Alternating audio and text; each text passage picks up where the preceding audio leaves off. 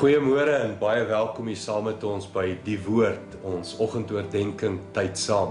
Is dit nie weer goed om Afrikaanse oordenkings, stilte tyd in die Woord weer saam te kan geniet nie?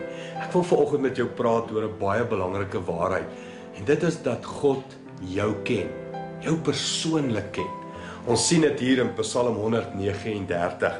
Kom ek lees dit vir jou saam, is 'n Psalm van Dawid. Hy sê: Here, U sien dwars deur my. U ken my. Of ek sit en of ek opstaan, U weet dit. U ken my gedagtes nog voordat hulle by my opkom. Of ek op reis en of ek oorbly, U bepaal dit. U is met al my paaie goed bekend. Daar is nog nie 'n woord op my tong nie, of U, Here, weet wat dit gaan wees. U omsluit my van alle kante. U neem my in besit. Die wete oorweldig my. Dit is te hoog vir my begrip. Nou, wat Dawid hier skryf is seker vir my een van die kosbaarste waarhede. En dit is dat God my en jou ken.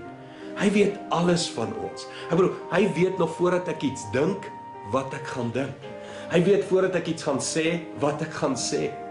Dalk wek dit by jou vrees om te dink, God ken so baie van my of my so goed.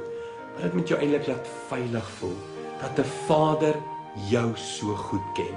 Ek gaan jou vra om saam met my te bid oor hierdie waarheid en vandag dankie te sê dat God my ken. Kom ons bid saam. Hemelse Vader, baie dankie dat U my ken, dat U my omsluit, dat U reg deur my dag, elke oomblik by my is. Dankie Here, dat ek nie een oomblik alleen is nie. Dankie vir U liefde in Jesus naam. Amen.